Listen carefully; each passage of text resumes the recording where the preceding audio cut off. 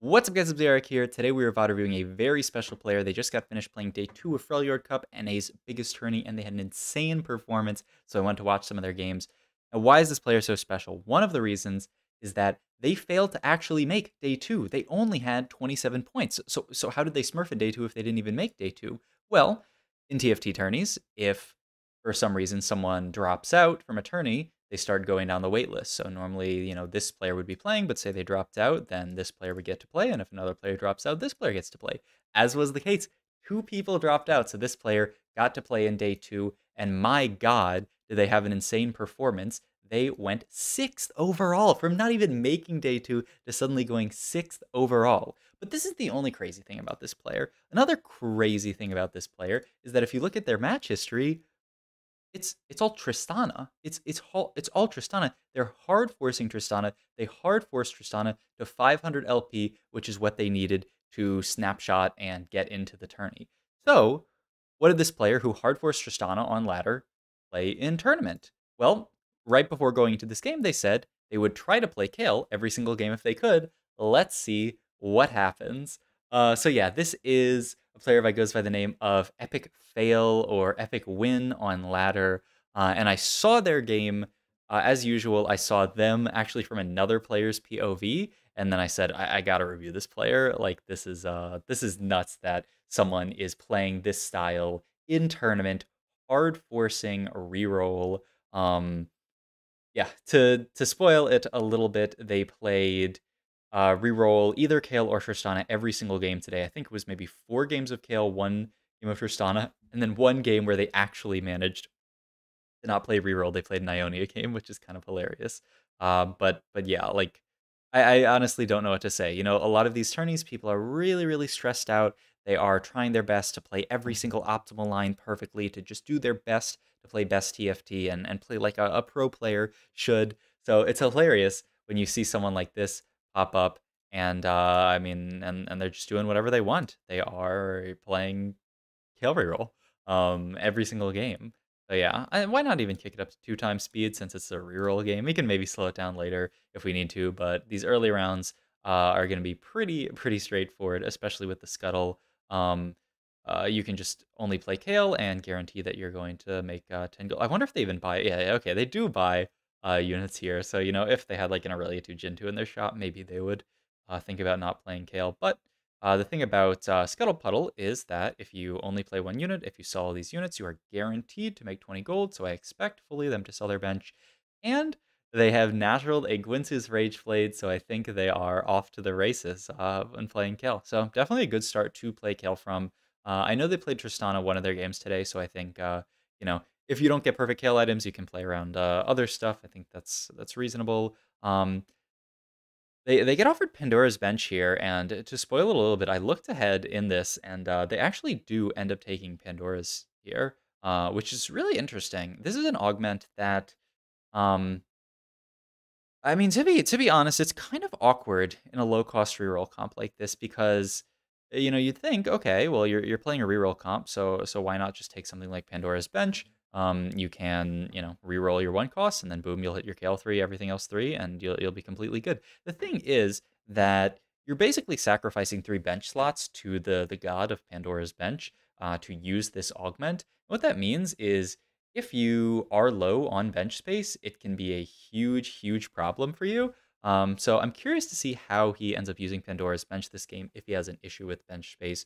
The nice thing about this comp is it's actually different from the Tristana comp in that you're only looking for Maokai, Kale, and Poppy as your 1 costs. So when you're in the Tristana comp and you're also looking for another 1 cost, it's Tristana instead of Kale, and then you are also looking for Viego. It can actually be hard because you run out of bench space. However, when you're playing this comp, since you're only looking for 3 units, it's actually quite reasonable that you do not run out of bench space. Something also interesting, as you saw when he scouted another player, I didn't see exactly what player that was.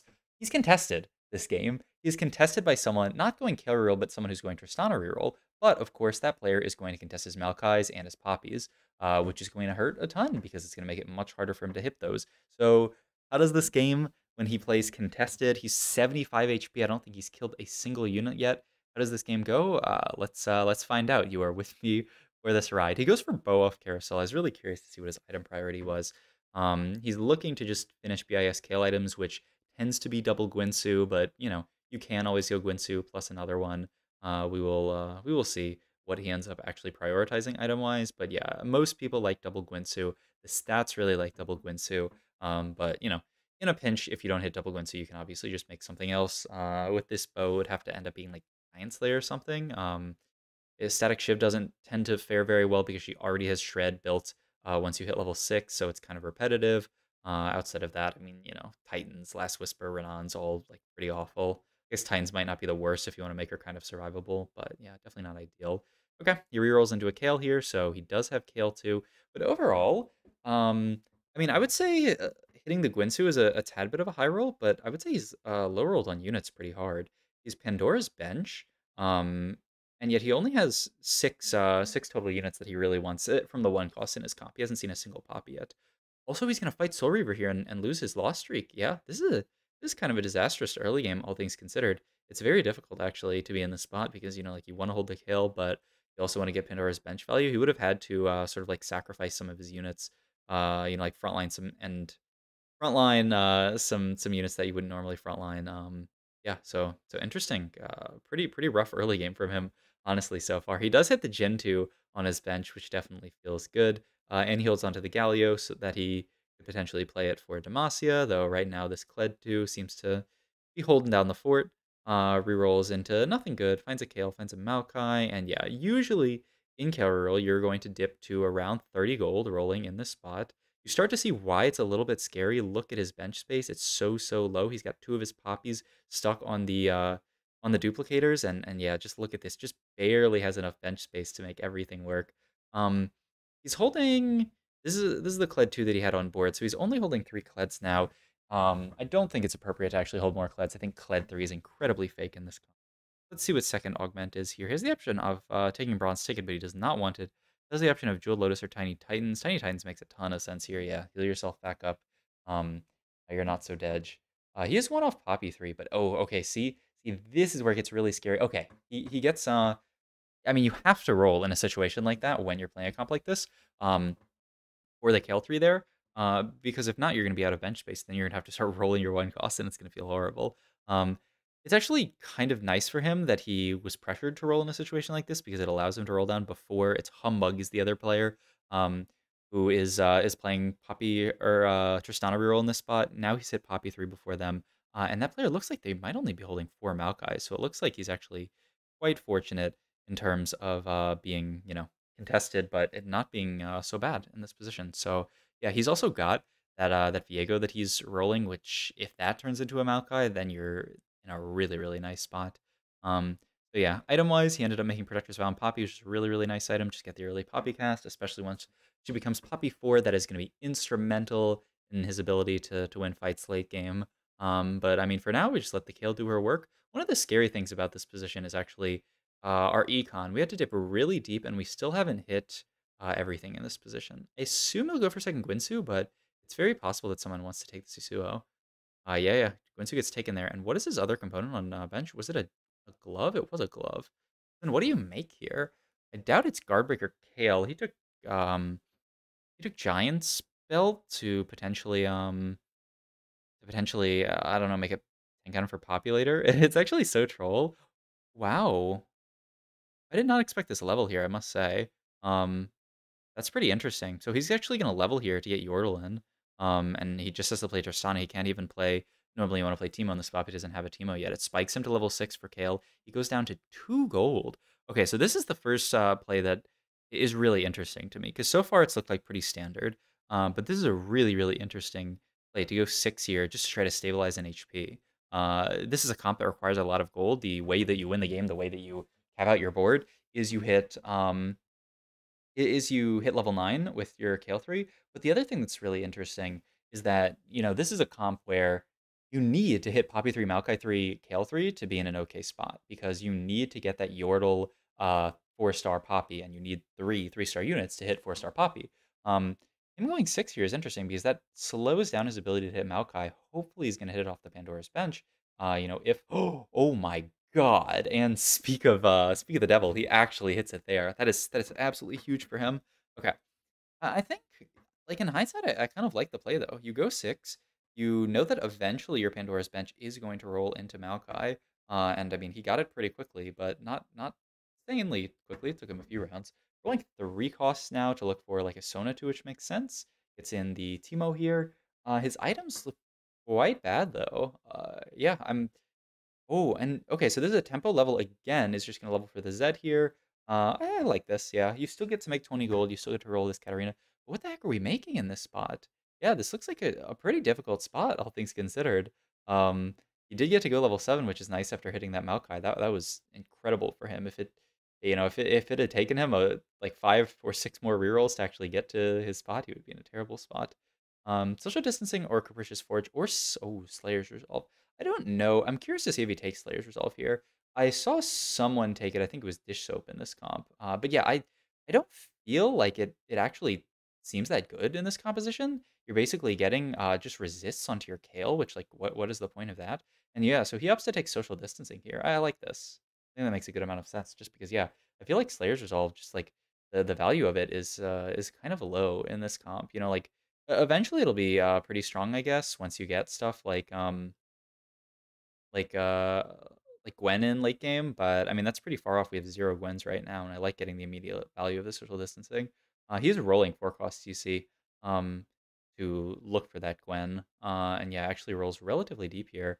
Ends up finding a Jarvan, which is, I mean, interesting actually that he prefers the Jarvan here. Okay.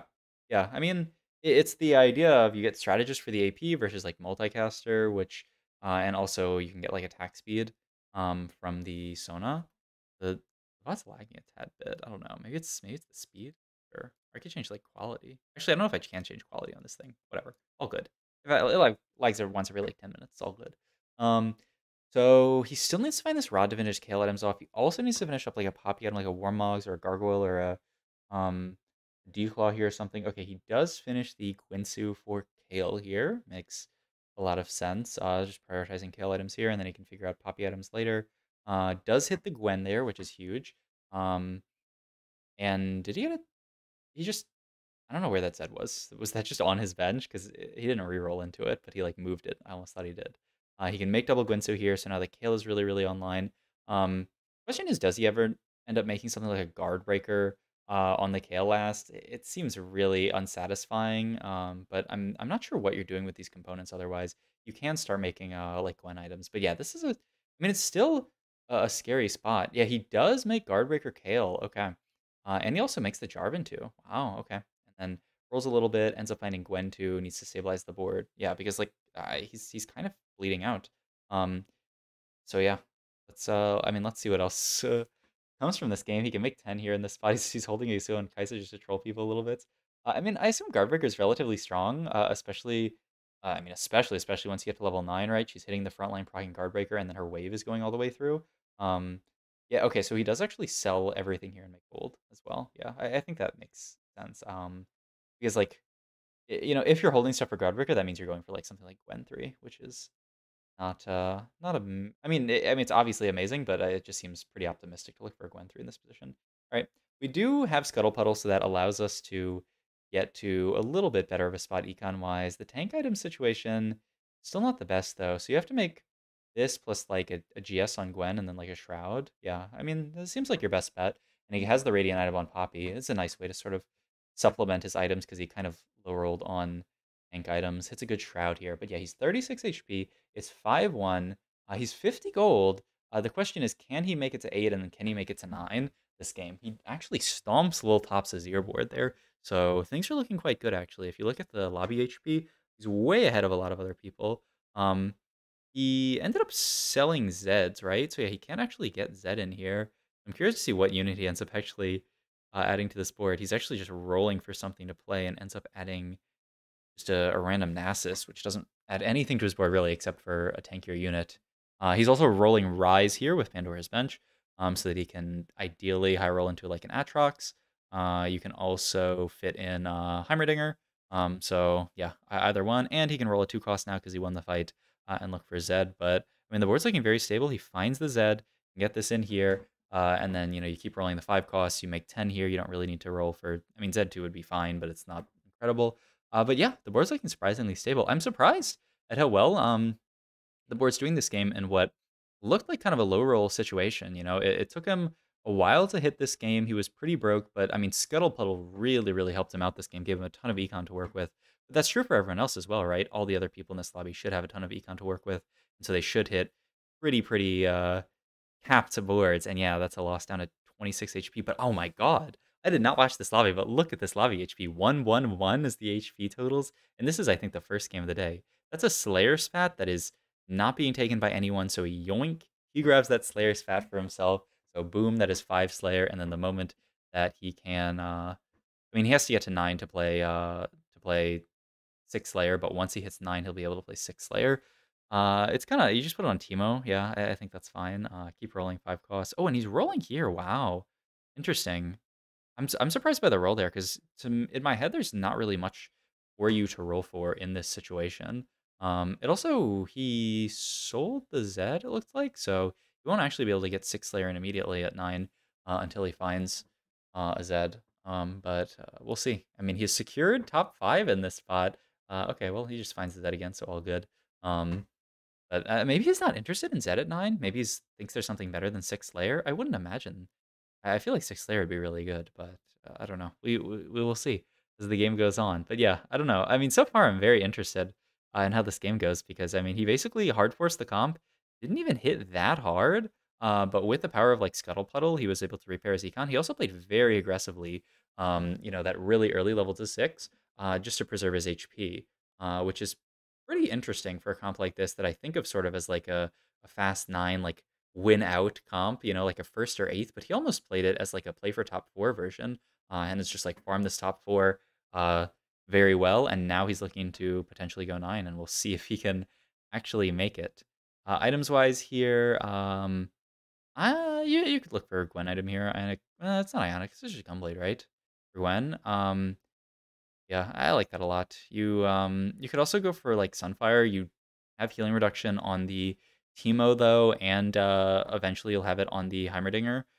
So I don't think it's really necessary in this comp. But yeah, oh my god, this Declaw on this Poppy has been instrumental to these fight wins. Without Declaw, he never wins that fight. But with Declaw, it's actually so winnable, which is really crazy.